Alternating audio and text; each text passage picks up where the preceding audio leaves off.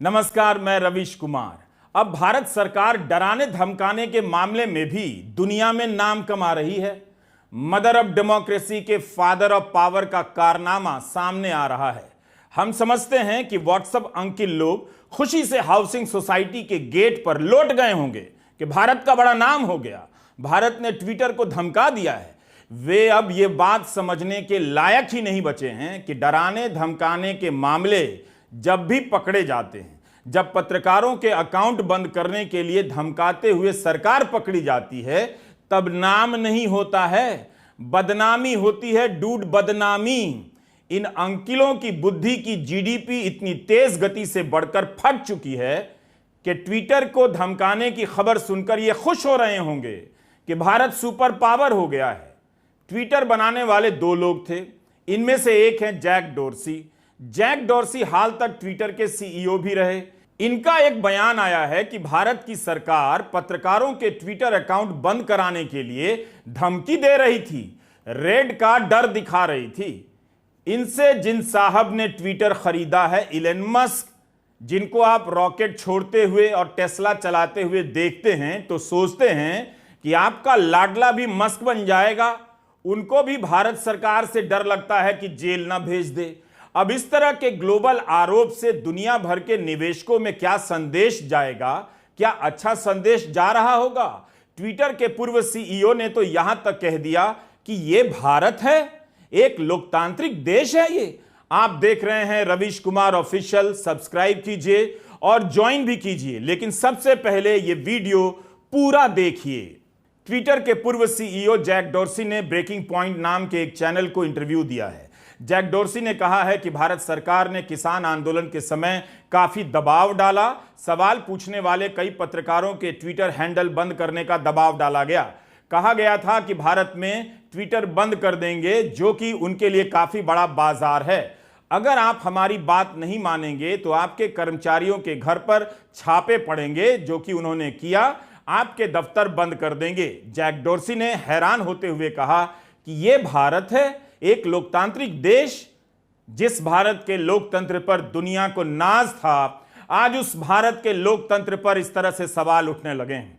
Mother of democracy के father of power को यह समझना चाहिए कि मुट्ठी में बंद कर लेने से सत्ता मिट्टी की तरह चिपक नहीं जाती है, बल्कि रेत की तरह फिसल जाती है। प्रेस से लेकर पत्रकारों को इतना डराने धमकाने और भारत की पत्रकारिता को गोबर और गोदी मीडिया में बदल देने के बाद मिला क्या? दुनिया के सामने पोल खुलने लगी है। जैक डोर्सी भी हैरानी जता रहे हैं कि क्या यह भारत है और एक लोकतांत्रिक देश है ये? सरकार ने तुरंत ही खंडन कर दिया, क्योंकि यह खबर आपके जागने से पहले दुनिया भर में आग की तरफ फैल गई थी। इस खंडन की भी जानकारी हम आगे के वीडियो में देंगे, लेकिन पहले आप बताइए, भारत में पत्रकारों को खबर लिखने से रोका जाता है, डराया जाता है, मुकदमों में फंसाया जाता है, नौकरी से निकलवाया जाता है। क्या यह सत्य सरकार के खंडन से बदल जाएगा? क्या आपको पता नहीं कि मीडिया में 2014 के बाद से क्या हुआ है? जब ट्विटर को धमकी मिल रही है कि किसी पत्रकार का अकाउंट बंद करो, वरना भारत में जो दफ्तर है बंद करवा देंगे, कर्मचारियों के यहां छापे डलवा देंगे, तो सोचिए कि सवाल करने वाले 2-4 ही तो पत्रकार हैं इतने बड़े देश में। वो अपना काम कितनी मुश्किल से करते होंगे। इसलिए जैक डोर्सी के बयान पर सरकारी खंडन पढ़कर आप क्या करेंगे? क्या आपको पता नहीं है कि चंद रोज पहले अमेठी के गरीब पत्रकार के साथ मोदी सरकार की काबीना मंत्री स्मृति ईरानी ने क्या किया? उसकी नौकरी ले ली। क्या मंत्री अब पत्रकारों की नौकरी लेंगी? उसे बेरोजगार कर देंगे? तो आप कहेंगे कि भारत में भारत का नाम हो गया। मुमकिन है बहुत से लोगों ने स्मृति ईरानी का वायरल वीडियो ना देखा हो, जिसमें वे विधानसभा के अपमान के नाम पर एक पत्रकार को धमका रही थी कि मालिक से बात करेंगी। विधानसभा का अपमान, एक नया अपमान वाला आइटम लॉन्च कर दिया और मंत्री जी ने कहा कि अगर आप मेरे क्षेत्र का अपमान करेंगे तो मैं आपके मालिकान को फोन करके कहूंगी, आइंदा मेरे क्षेत्र की जनता का अपमान मत करिए। बहुत प्यार से निवेदन कर रही हूं। चंद घंटे के भीतर भास्कर का स्मृति ईरानी को टैग करते हुए ट्वीट आ गया कि कैमरामैन विपिन यादव उनके यहां काम ही नहीं करता है। स्मृति ईरानी ने भी ट्वीट कर दिया कि हे दिव्य प्राणी, ये तो दिव्यता की पराकाष्ठा है, रिपोर्टर ही फेक निकला। और यही नहीं, न्यूज लॉन्ड्री ने विपिन यादव की कई रिपोर्ट का लिंक भी अपनी वेबसाइट पर डाल दिया है, जिससे पता चलता है कि विपिन यादव भास्कर के लिए काम कर रहे थे। विपिन यादव का काम छिन गया, जबकि विपिन ने ऐसा कुछ भी सवाल नहीं किया, बस यही कहा कि बाइट दे दीजिए। उसके घर का चूल्हा बुझा दिया गया। अहंकार के इस सार्वजनिक प्रदर्शन के बाद भी किसी अंकिल ने हाउसिंग सोसाइटी के व्हाट्सएप ग्रुप में नहीं लिखा होगा कि यह गलत हुआ है, क्योंकि ये अंकिल लोग केवल धर्म के नाम पर राजनीति करते हैं, और धर्म की राजनीति कुछ और नहीं होती, अधर्म की फैक्ट्री होती है, जहां हर तरह का अधर्म धर्म बताया जाता है। सरकारी खंडन भी बताएंगे, लेकिन पहले आप 28 जनवरी 2021 के टाइम्स ऑफ इंडिया की एक खबर पर नजर डालिए। दरअसल खंडन करने वाले मंत्री जी को पता है कि कोई संपादक इतनी मेहनत ही नहीं करेगा, उनके खंडन को ही हेडलाइन में जस का तस छाप देगा। इस दौर में सरकार के खंडन भाग्यशाली से भी ज्यादा सौभाग्यशाली हो चुके हैं। बेचारे तथ्य तो मुंडन कराकर घूम रहे हैं कि कोई कहीं लिख दे और बोल दे। 28 जनवरी 2021 की इस खबर में क्या यह नहीं लिखा है कि ट्विटर ने ही कहा था कि 26 जनवरी को किसान आंदोलन के मार्च के दौरान जो हिंसा हुई, उसके अगले दिन 300 अकाउंट को सस्पेंड कर दिया गया। ट्विटर ने कारण बताया कि प्लेटफॉर्म मैनिपुलेशन और स्पैम पॉलिसी का उल्लंघन हुआ। उसी समय ट्विटर ने संयुक्त किसान मोर्चा का आधिकारिक हैंडल किसान एकता मोर्चा, ट्रैक्टर टू ट्विटर कारवां पत्रिका, एक्टिविस्ट मोहम्मद आसिफ खान और हंसराज मीणा, सीपीएम नेता मोहम्मद सलीम, सीपीएम पुद्दुचेरी और आप की नेता प्रीति शर्मा मेनन के हैंडल को सस्पेंड कर दिया था। जब ट्विटर की कार्यवाही की निंदा होने लगी तो अगले दिन कारवां और किसान एकता मोर्चा के हैंडल चालू कर दिए गए। जनता समझ गई थी कि इन्हें किसके कहने पर और किस लिए सस्पेंड किया गया होगा। ट्विटर ने इसमें वो अकाउंट्स पहले हटाए और फिर शाम तक फरवरी 1 को रिस्टोर कर दिए, क्योंकि उन्होंने ये देखा कि वो जो डायरेक्शन, वो जो आदेश दिया गया था वो गैर कानूनी था। वो किसी स्पष्ट तरीके से ये नहीं बता रहा था कि अकाउंट्स क्यों हटाए जा रहे हैं, वो बस एक लिस्ट दे रहा था। और ये आदेश गोपनीय था, ये किसी तरीके से पब्लिक में ट्रांसपेरेंटली डिस्क्लोज नहीं किया गया था। तो हमें यह भी नहीं पता कि ये अकाउंट क्यों बंद किए गए थे। इनमें कोई कानूनी प्रक्रियाएं जो भी होती हैं, जिसके अंदर सुनवाई का अवसर दिया जाता है, जिसका अकाउंट है वो ये बता पाए कि आप मुझे बताइए मैं क्या गैर कानूनी कर रहा हूं, जैसे मैं अपना पक्ष रख पाऊं, वो सारी तकनीकी प्रोटेक्शंस जो होती हैं, ड्यू प्रोसेस जो होता है, वो भी नहीं फॉलो किया गया था। तो इसके बाद हमने ये देखा कि ट्विटर और भारतीय सरकार के बीच में काफी एक घमासान जैसा बनने लग गया धीरे धीरे, जिसमें ट्विटर सिर्फ ये बोल रही थी कि भारत सरकार को कानून और जो हमारी संवैधानिक प्रोटेक्शंस हैं, फंडामेंटल राइट्स हैं, आर्टिकल 19(1)(a), उसका पालन करना चाहिए। इस पे मेरी जो संस्था है इंटरनेट फ्रीडम फाउंडेशन, उसने ministry of electronics and IT को एक पत्र भी लिखा था, जिसमें हमने ये बोला था कि अगर आप कोई ऐसा आदेश दे रहे हैं, आपको वो सही तरीके से पब्लिक को ट्रांसपेरेंटली डिस्क्लोज करना चाहिए कि क्यों आप 250 अकाउंट बंद कर रहे हैं, जिनमें किसान एकता मंच का भी अकाउंट है। तो ministry of electronics and IT ने अप्रैल में हमें बताया कि हम सब कुछ सर्वोच्च न्यायालय के जो आदेश हैं, जैसे श्रेया सिंघल केस में या अनुराधा भसीन केस में, उसमें कंप्लाई कर रहे हैं। पर यह बिल्कुल गलत बात है, क्योंकि उन केसों में सर्वोच्च न्यायालय ने यह बोला है कि कोई भी रिस्ट्रिक्शन जो होती है हमारी संवैधानिक अधिकार और freedom of speech and expression, उससे दो लोग इम्पैक्ट होते हैं। सबसे पहले जो लिखता है, जो बनाता है वो अकाउंट, और दूसरा जो वो इंफॉर्मेशन रिसीव करता है। इसके लिए public disclosure is required for all of these directions, जो भारत सरकार सेक्शन 69A के अंडर इशू करती है, जो इंफॉर्मेशन टेक्नोलॉजी एक्ट का है। इस खबर को आप ट्विटर के पूर्व सीईओ जैक डॉर्सी के बयान से मिला लीजिए, जवाब मिल जाएगा। जैक डॉर्सी ने कहा है कि भारत सरकार की तरफ से दबाव डाला जा रहा था कि किसान आंदोलन के दौरान कुछ ट्विटर खाते सस्पेंड कर दिए जाएं, वरना ट्विटर के कर्मचारियों के घर पर छापे पड़ेंगे और भारत में उनका दफ्तर बंद करवा दिया जाएगा। 2021 के ही फरवरी महीने में न्यूयॉर्क टाइम्स की यह खबर भी जैक डॉर्सी के बयानों की पुष्टि करती है। कि भारत सरकार ने मांग की थी कि किसान आंदोलन के समय सरकार के बर्ताव को लेकर आलोचना करने वाले अकाउंट बंद कर दिए जाएं। ट्विटर ने ऐसा नहीं किया, लेकिन जब भारत में काम करने वाले कर्मचारियों को जेल में डाल देने की धमकी दी गई, तब ट्विटर ने ऑर्डर मान लिया। सरकार ने कहा कि जिन अकाउंट से नरेंद्र मोदी के बारे में भड़काऊ बातें लिखी गई हैं, उन्हें बंद करना पड़ेगा। ट्विटर के मना करने पर अवमानना का नोटिस थमा दिया गया, जिससे कर्मचारियों पर 7 साल की जेल का खतरा मंडराने लगा। इसलिए हमने, ट्विटर लिख रहा है, कि 500 अकाउंट बंद कर दिए और अन्य को छिपा दिया।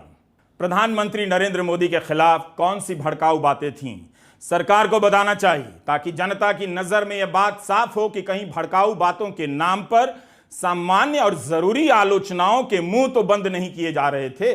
क्यों सरकार किसान आंदोलन के समय उन ट्विटर अकाउंट को बंद करवाना चाहती थी जिस पर उसकी आलोचना हो रही थी? आप सोचिए कि किसानों की बात दुनिया तक ना पहुंचे, इसे रोकने के लिए किस किस को डराया धमकाया गया होगा। किसान आंदोलन की कुछ घटनाओं को ही याद कर लीजिए, फिर आपके सामने जैक डॉर्सी के बयान की सही तस्वीर अपने आप उभर कर आ जाएगी। आपको याद होगा, उस वक्त गोदी मीडिया उस समय किसानों को आतंकवादी कह रहा था। किसानों के साथ पुलिस क्या कर रही थी आपने देखा होगा। बैरिकेड के पीछे कीलें ठोक दी गईं, कांटों के तार बिछा दिए गए। किसानों पर किस किस तरह के जुल्म नहीं हुए। 1 साल के प्रदर्शन के दौरान किसान संगठनों के अनुसार 700 से अधिक किसानों की मौत हो गई। इन्हीं सब बातों की प्रतिक्रिया को दबाने के लिए ट्विटर के खाते बंद करने की धमकियां दी जा रही होंगी।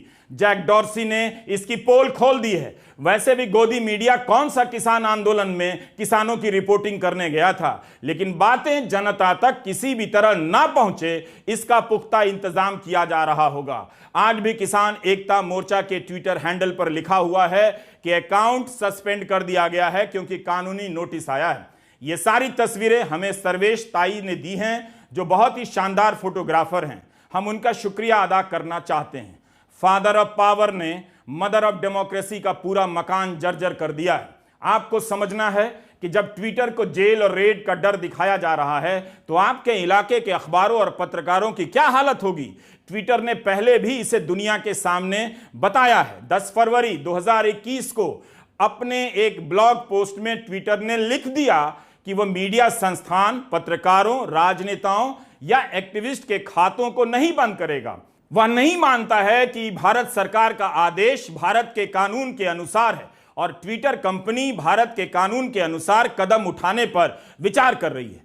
ट्विटर ने यह भी बताया कि ट्विटर के अपने नियम कायदे हैं जिसके तहत किसी खाते को बंद किया जाता है या सीमित किया जाता है, लेकिन पिछले 10 दिनों में भारत सरकार के इलेक्ट्रॉनिक एंड इंफॉर्मेशन टेक्नोलॉजी मंत्रालय ने अनेक खातों को बंद करने के आदेश जारी कर दिए। इसमें से 2 इमरजेंसी आदेश थे, यह ब्लॉग पर लिखा हुआ था। मतलब तो यही हुआ कि अभी ही इन 2 खातों को बंद करो। ट्विटर ने कुछ देर के लिए 2 अकाउंट को बंद भी किया, मगर फिर से चालू कर दिया। ट्विटर ने लिखा है कि जब इसकी जानकारी भारत सरकार के मंत्रालय को दी गई तो उसे अवमानना का नोटिस थमा दिया गया।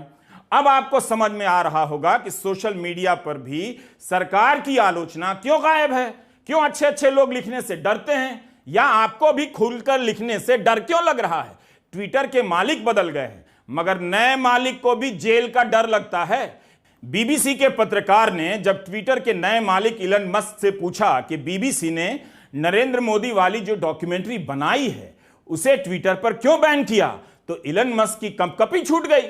पहले तो पल्ला झाड़ा कि हमें इस केस के बारे में पता नहीं, फिर कहा कि भारत में सोशल मीडिया का कानून बहुत सख्त है। अगर अपने लोगों को जेल भेजने और कानून का पालन करने में से किसी एक को चुनना हो तो मैं कानून को चुनूंगा।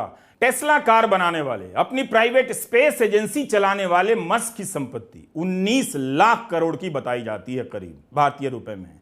भारत के कई राज्यों की कुल जीडीपी इसमें समा जाए।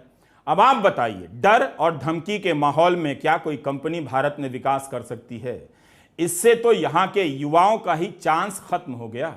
यह कंपनी अपना विस्तार करती तो भारत के युवाओं को नौकरी मिलती और उनके डैडी मोहल्ले में सीना चौड़ा करके घूमते।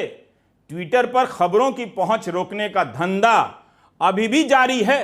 रेल दुर्घटना के समय स्वतंत्र पत्रकार तमाल शाह ने वहां से धुआंधार रिपोर्टिंग की। और ट्विटर को ही अपना माध्यम बना लिया। तमाल ऐसे ऐसे तथ्य सामने ला रहे थे जो गोदी मीडिया लाना ही नहीं चाहता था, जबकि गोदी मीडिया को जनता के पैसे से करोड़ों रुपए का सरकारी विज्ञापन मिलता है, मगर वो काम जनता का नहीं करता है। दूसरी तरफ तमाल शाह जैसे पत्रकार अपने खर्चे पर जनता के लिए रिपोर्टिंग करते हैं।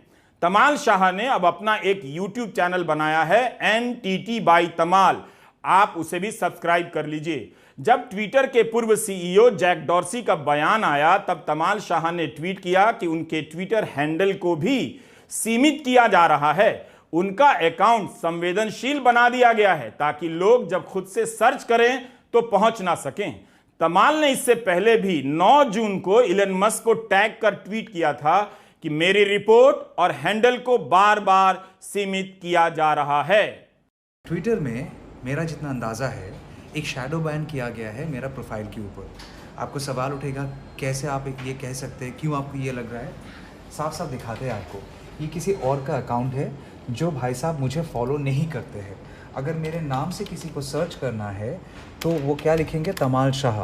पहले कभी भी अगर कोई तमाल शाह नाम लेके सर्च इंजन में सर्च करता था, उनको ऑप्शन में एटलीस्ट मेरा प्रोफाइल दिखाया जाता था, जो आपको अभी फ़िलहाल के लिए नहीं दिखाया जा रहा है। चलिए कोई बात नहीं, मैं उतना फेमस हूँ नहीं, तो चले जाते हैं स्पेसिफिक हैंडल में।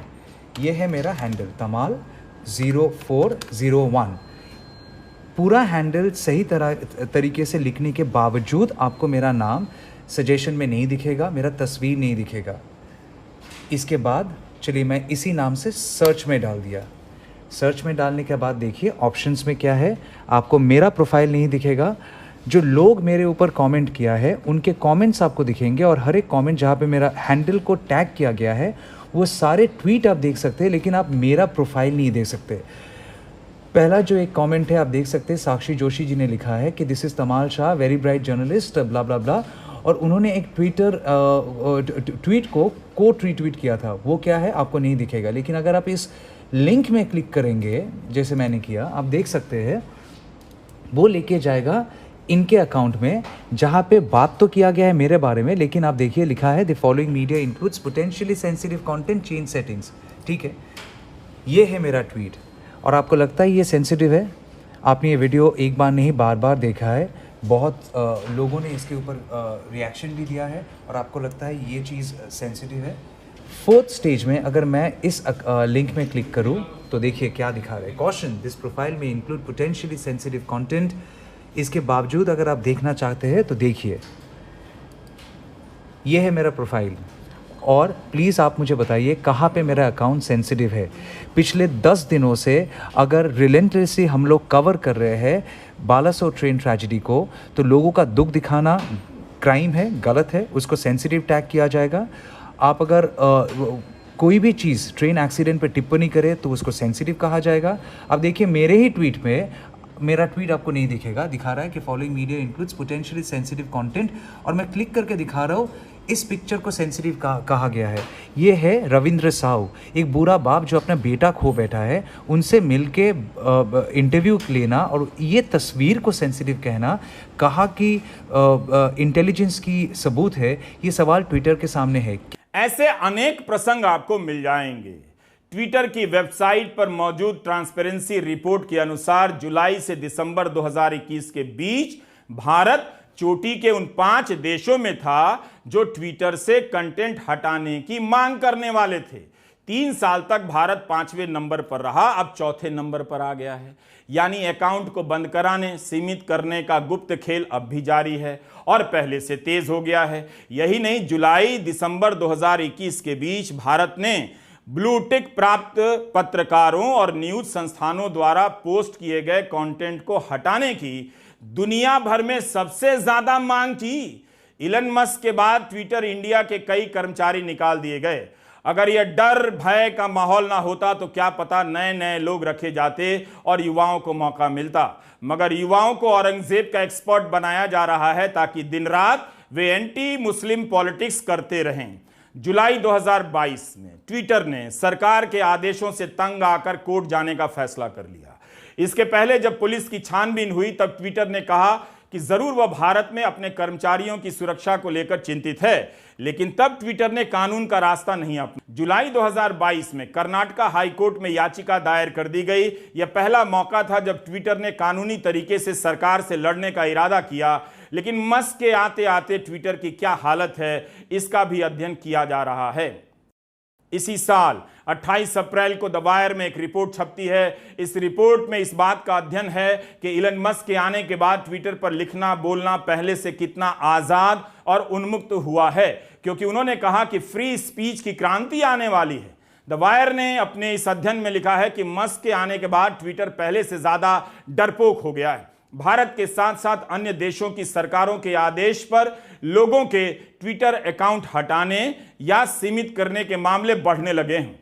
रेस्ट ऑफ वर्ल्ड नाम की एक संस्था ने ट्विटर के डेटा का विश्लेषण किया है। इसके अनुसार अक्टूबर 2022 से अप्रैल 2023 के बीच ट्विटर को सरकार और कोर्ट से 971 ऑर्डर भेजे गए। इनमें से पोस्ट हटवाने से लेकर गुमनाम अकाउंट के मालिकों की डिटेल निकालने तक की मांग की गई।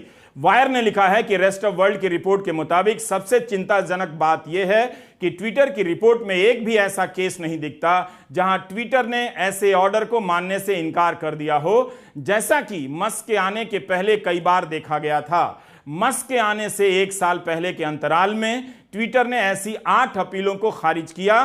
ट्विटर और अन्य सोशल मीडिया पर सरकार के नियंत्रण को करीब से अध्ययन करने वाले अपार गुप्ता जानते हैं कि जैक डोर्सी ने वो कह दिया है जो सब जानते हैं। मई के महीने में ट्विटर ने एक ट्वीट था जो एक प्रवक्ता है भारतीय जनता पार्टी संबित पात्रा, उस पर मैनिपुलेटेड मीडिया लिख दिया, क्योंकि वो सही बात नहीं बोल रहे थे।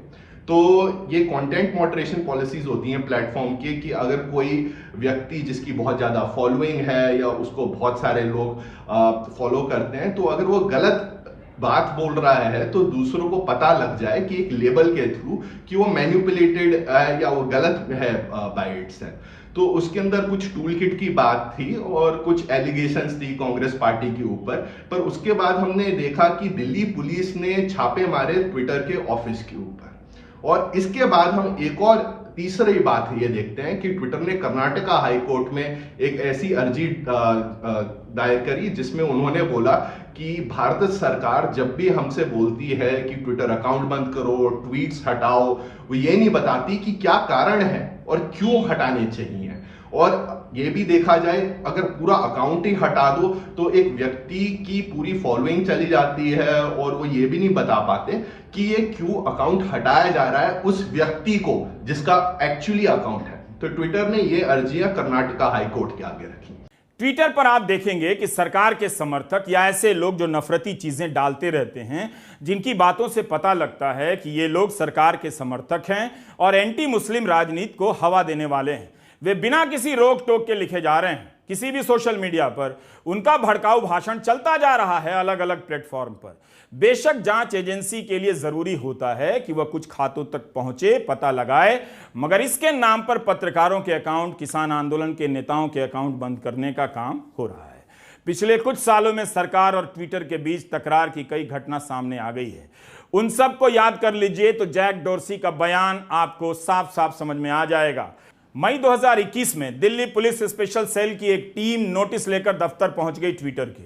उसके कुछ दिन पहले ट्विटर ने भाजपा नेताओं के कुछ ट्वीट को चिन्हित किया और लिख दिया कि इनमें मैनिपुलेटेड मीडिया है, मतलब फर्जी बातें। उन ट्वीट्स में दावा किया जा रहा था कि कांग्रेस पार्टी प्रधानमंत्री और सरकार की छवि को धूमिल करने का षड्यंत्र रच रही है। मई 2021 में नए आईटी कानून आने के बाद ट्विटर इंडिया के एक प्रमुख अधिकारी ने इस्तीफा दे दिया। अगस्त 2021 में ट्विटर ने अपने इंडिया के प्रमुख को वापस अमेरिका बुला लिया। मनीष माहेश्वरी 2019 में ट्विटर के प्रमुख बनाए गए थे। मीडिया में छपी खबरों के अनुसार इन्हें भी सरकार के साथ ट्विटर के बढ़ते तनाव के कारण अपने पद से हटाया गया। फरवरी 2019 में ट्विटर के स्टाफ को संसद की आईटी की स्थायी समिति के सामने पेश होने के लिए कहा गया।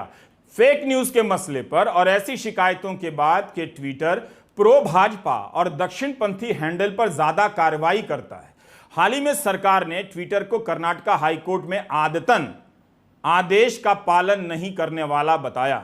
यह लड़ाई इस हद तक खींची है कि भारत सरकार के मंत्री ट्विटर के विकल्प के रूप में कू का प्रचार करने लगे। उसे कू का क्या हुआ उस कू का, इस सवाल के जवाब में आपको केवल हा हु हा ही मिलेगा, कू का नहीं मिलेगा। हमें एक बात समझने की जरूरत है, सोशल मीडिया के इन प्लेटफॉर्म की अपनी भूमिका कोई बहुत अच्छी नहीं है। इन्होंने दुनिया भर में जो घपले किए हैं, इन पर भी लोकतंत्र को कुचलने का आरोप लगा है। ट्विटर फाइल से संबंधित सारी रिपोर्ट आप पढ़ सकते हैं, लेकिन हमें यह भी देखना होगा कि जब सरकार लोकतंत्र को कुचलने के लिए इन पर दबाव डालती है, तब उसे पता होता है कि ये प्लेटफॉर्म इस तरह के खेल में शामिल हैं। मस्क ने जब ट्विटर खरीदा तो ट्विटर फाइल्स के नाम से ट्विटर की पुरानी करतूतों का कच्चा चिट्ठा सामने आया। तब जैक डॉर्सी ने अपनी सफाई में कहा था कि जो एल्गोरिदम होता है वो सबके लिए समान होता है, मगर हमें देखना यह चाहिए कि सरकारें ऐसी कंपनियों पर दबाव बढ़ाती जा रही हैं। इसलिए किसी एक कंपनी को लेकर नहीं, बल्कि सभी प्लेटफॉर्म को लेकर एक नीति और नियम बनाने की जरूरत है, ताकि सभी सरकारों के दबाव का सामना कर सकें। इस मामले में केवल मेरी गलती है, क्योंकि मैंने इस पर जोर देना बंद कर दिया। मैंने उम्मीद भी छोड़ दी कि कोई कंपनी इस तरह की हैसियत हासिल कर पाएगी। डॉर्सी का इशारा सरकारों के दबाव से लड़ने की क्षमता को लेकर था। हमारी आपकी चिंता यह होनी चाहिए कि सभी मिलकर इस तरह के प्लेटफॉर्म पर दबाव बनाए रखें, ताकि हर किसी को अपनी बात कहने के लिए स्वतंत्र जगह मिले। क्योंकि अब अखबार और टीवी चैनल आपके लिए नहीं आएंगे, वो केवल आपके खिलाफ आएंगे। महिला पहलवानों और उनसे पहले भारत के किसानों ने इसे देख लिया है। 2022 के अगस्त महीने में द हिंदू की यह रिपोर्ट भी देखिए। ट्विटर के सिक्योरिटी प्रमुख पीटर ज़ाटको ने आरोप लगाया कि भारत सरकार ने मजबूर कर दिया कि उसके एजेंट को ट्विटर के दफ्तर में काम पर रखा जाए और यूजर्स के डेटा को उसे देखने दिया जाए। इस व्यक्ति ने अमेरिका के सिक्योरिटी एक्सचेंज कमीशन में याचिका दायर की है। वॉशिंगटन पोस्ट में यह रिपोर्ट छपी थी कि कंपनी ने अपने यूजर्स के साथ छल किया है। यह मामला आप तक ठीक से पहुंचे, इसके लिए हमने बहुत मेहनत की। पहले की सारी घटनाओं और खबरों को वापस आपकी नजरों के सामने कर दिया, ताकि आप देख सकें कि जो पहले से हो रहा है वही आज जैक डॉर्सी ने कह दिया है। अगर इस तरह से हिंदी के अखबार सभी पहलुओं को तथ्यों के साथ छापने लग जाएं, तो आप दर्शकों और पाठकों का स्तर और मिजाज बदल जाएगा। लेकिन अखबारों में इस तरह से आधी अधूरी रिपोर्टिंग होती है कि किसी वाक्य का साफ मतलब नहीं निकलता, यह जानबूझकर किया जाता है। खबर को ही भंडोल कर दो, जैसे आप बच्चों के खेल में देखते हैं। खेल में अपनी हार देखते हुए कोई बच्चा झुंझलाकर खेल का सामान ही उठाकर फेंक देता है। अब आते हैं इसके सरकारी खंडन पर। इलेक्ट्रॉनिक और आईटी राज्य मंत्री हैं राजीव चंद्रशेखर, उनका जवाब आया है। वे अपने जवाब में कहते हैं कि यह पूरी तरह से झूठ है। शायद ट्विटर के संदिग्ध इतिहास से पीछा छुड़ाने की कोशिश लगती है। तथ्य यह है कि डॉर्सी के काल में उनकी टीम ने भारत के कानून का बार बार उल्लंघन किया। 2020 से 2022 तक कानून का पालन करने में आनाकानी करते रहे, मगर जून 2022 में जाकर उन्हें पालन करना पड़ा। कोई जेल नहीं गया, न ट्विटर बंद किया गया। डॉर्सी के समय में ट्विटर की समस्या यह थी कि वह भारत की संप्रभुता को स्वीकार नहीं कर रहा था। इस तरह से बर्ताव कर रहा था जैसे भारत का कानून उस पर लागू नहीं होता है। भारत एक संप्रभु राष्ट्र है और उसका अधिकार है कि वह भारत में काम कर रही सभी कंपनियों पर अपने कानून को लागू करे। जनवरी 2021 में प्रदर्शनों के दौरान कई प्रकार की गलत सूचनाएं थी और नरसंहार की रिपोर्टिंग हो रही थी, जो पूरी तरह से फेक थी। सरकार उन गलत सूचनाओं को हटाने के लिए प्रतिबद्ध भी थी, क्योंकि फेक न्यूज के कारण मामला भड़क सकता था। जैक के समय में ट्विटर का बर्ताव पक्षपातपूर्ण रहा। उन्हें भारत में फेक न्यूज या गलत सूचनाओं को हटाने से उन्हें दिक्कत थी, लेकिन अमेरिका में हटाने से उन्हें कोई दिक्कत नहीं थी। जबकि साफ साफ तथ्य है कि किसी के यहां छापा नहीं पड़ा, कोई जेल नहीं गया। हमारा फोकस इस पर ही रहा कि भारत के कानून का पालन हो। इस बात के अनेक प्रमाण हैं कि जैक का ट्विटर मनमाना था, पक्षपाती था और उनके समय में प्लेटफॉर्म का गलत इस्तेमाल हुआ। हमारी सरकार की नीति साफ है, भारत में काम करने वाली सभी मध्यस्थ माध्यमों को कानून का पालन करना पड़ेगा, ताकि इंटरनेट एक सुरक्षित जगह बन सके। डॉर्सी ने नहीं कहा कि किसी को जेल भेज दिया गया या छापे पड़े, बल्कि यह कहा कि इसकी धमकी दी जाती थी। ट्विटर के सिक्योरिटी प्रमुख ने भी तो अमेरिका में केस किया है। मंत्री ने अपने जवाब में डॉर्सी के कार्यकाल का जिक्र किया है, इलन मस्क का नाम नहीं लिया। इसे नोट कीजिए। जरा बताइए कि मस्क को जेल से क्यों डर लगता है, और क्या अब यह खतरा नहीं है? क्या आप नहीं जानते कि जेल भेजने के लिए इस देश में क्या खेल होता है? मंत्री जी ने कहा कि ट्विटर बंद नहीं किया गया, लेकिन क्या यह आज भी सही नहीं है कि सरकार की आलोचना करने वाले या उसके दावों की पोल खोलने वाले खातों के साथ क्या होता है? क्या अपने आप हो जाता है? काश मंत्री इलन मस्क को भी टारगेट कर देते, उन्हीं से सबूत मांग लेते। सरकार ने जवाब ही मांगा है, प्रमाण ही मांग लेते डॉर्सी से, नहीं मांगा। प्रमाण क्यों नहीं मांगा? मामला बड़ा हो गया है, इसलिए मोदी सरकार के कई मंत्री भी जवाब में ट्वीट करने लगे हैं। सूचना प्रसारण मंत्री अनुराग ठाकुर ने कहा है कि जो कहा है वो सफेद झूठ है। वर्षों की नींद के बाद जागे जैक डॉर्सी अपने काले कारनामों पर पर्दा डालना चाहते हैं। रविशंकर प्रसाद का भी बयान आ गया है। पता चल रहा है कि भारत की ग्लोबल छवि, जो एक लोकतांत्रिक देश की छवि है, वो दांव पर लगी है। उसकी साख पर सवाल उठ रहे हैं। राजद के मनोज झा ने कहा कि जो जैक डॉर्सी ने कहा है, हर हिंदुस्तानी उस बात को जानता है। सरकार के जिन मंत्रियों को डॉर्सी को भला बुरा कहने के लिए उतारा गया है, वो भी जानते हैं कि हकीकत क्या है। ट्विटर भी जेल और रेड की बात कर रहा है और विपक्ष भी जेल और रेड की बात करता है। शिवसेना, उद्धव ठाकरे, राष्ट्रीय जनता दल, आम आदमी पार्टी से लेकर कांग्रेस ने डॉर्सी के बयान के बाद सरकार के जवाब को चुनौती दी है। कांग्रेस सांसद मनीष तिवारी ने बयान दिया है कि 2014 के बाद से अभिव्यक्ति की स्वतंत्रता की जगह छोटी होती जा रही है। डॉर्सी ने जो कहा है उससे हैरानी नहीं होती है। कुछ राज्य सरकारें भी इस मामले में क्रूर हो चुकी हैं। मनीष ने यह ट्वीट किया है। आपको याद होगा अगस्त 2021 राहुल गांधी जी का अकाउंट ट्विटर ने ब्लॉक किया था। उनका कहना था उनकी किसी गाइडलाइन का उल्लंघन हुआ है, जबकि चेहरा विक्टिम का नहीं, विक्टिम की फैमिली का था। लेकिन बहरहाल अगस्त 2021 में राहुल गांधी जी का ट्विटर हैंडल ब्लॉक किया जाता है और अगले 6 महीने तक उनका ट्विटर ग्रोथ, उनकी सब्सक्राइबर ग्रोथ, उनकी फॉलोवर ग्रोथ बिल्कुल नगण्य हो जाती है। और जब फरवरी 2022 में वॉल स्ट्रीट जर्नल यह खबर चलाने वाली है कि ट्विटर ने राहुल गांधी जी के अकाउंट को ब्लॉक किया है और उनकी सब्सक्राइबर ग्रोथ ब्लॉक हो गई है और ट्विटर को चिट्ठी लिखी जाती है, तुरंत ये जो शैडो बैन था ये हट जाता है और लगातार उसके बाद सब्सक्राइबर में ग्रोथ आ जाती है। तो मैं आज ये क्यों ना कहूं कि ट्विटर ने ये ब्लॉकिंग, ट्विटर ने ये शैडो ब्लॉकिंग, सब्सक्राइबर ग्रोथ पर ब्लॉक करना सरकार के कहने पर किया था। और ये जो 6 महीने का बैन था ये सरकार के दबाव में आकर किया गया था, जिससे विपक्ष की सबसे मजबूत आवाज को भी ट्विटर जैसे प्लेटफॉर्म पर ब्लॉक किया जाए। और ये कहानी सिर्फ ट्विटर तक सीमित नहीं है। हम सबको पता है कौन से पेज डिलीट होते हैं, हम सबको पता है किसके पोस्ट डिलीट कराए जाते हैं, फेसबुक से, यूट्यूब पर किसको रिस्ट्रिक्शन करा जाता है, ये सर्वविदित है।